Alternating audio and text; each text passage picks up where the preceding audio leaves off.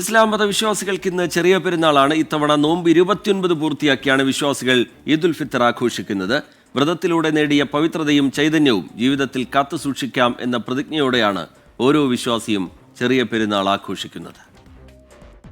അല്ലാഹു അക്ബർ അല്ലാഹു അക്ബർ അല്ലാഹു അക്ബർ ലാ ഇലാഹ ഇല്ലല്ലാഹു അല്ലാഹു അക്ബർ.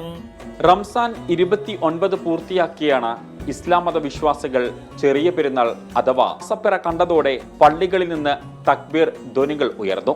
പെരുന്നാൾ നമസ്കാരത്തിന് മുമ്പ് ഫിത്തർ സക്കാത്ത് വിതരണവും പൂർത്തിയാക്കി. കടുത്ത ചൂടിനെ അതിജീവിച്ചാണ് ഇത്തവണ 29 ദിവസത്തെ റംസാൻ വ്രതം വിശ്വാസികൾ പൂർത്തിയാക്കിയത്. ഒരു മാസം നീണ്ടുനിന്ന അനുഷ്ഠാനങ്ങൾ, വ്രതാനുഷ്ഠാനവും മറ്റ് അനുബന്ധമായിട്ടുള്ള ചടങ്ങുകളും അതെല്ലാം കഴിഞ്ഞ് ഹൃദയശുദ്ധിയോടെ ആണ് ഇപ്പോൾ പെരുന്നാളിലേക്ക് നമ്മൾ പ്രവേശിക്കുന്നത്. ആ ശുദ്ധീകരണത്തിൻ്റെ ആഘോഷമായിട്ടാണ് പെരുന്നാളിനെ നമ്മൾ ആഘോഷിക്കേണ്ടത്. പുതുവസ്ത്രങ്ങൾ അണിഞ്ഞ് അത്തർ പൂശി വിശ്വാസികൾ മസ്ജിദുകളിലെത്തി ഇനി പെരുന്നാൾ നമസ്കരിക്കും. തുടർന്ന് മരണപ്പെട്ടവരുടെ ഖബറുകളിൽ സിയാറത്ത്. ശേഷം പരസ്പരം ആക്ലേശിച്ചും സന്തോഷം പങ്കുവെച്ചുമാണ് ഓരോരുത്തരും വീടുകളിലേക്ക് മടങ്ങുക. കുടുംബാംഗങ്ങൾ ഒത്തുചേർന്ന് ചെറിയ പെരുന്നാൾ സന്തോഷം പങ്കിടും.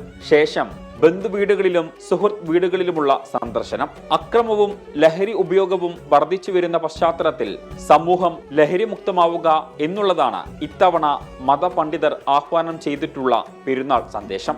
24 കോഴിക്കോട്.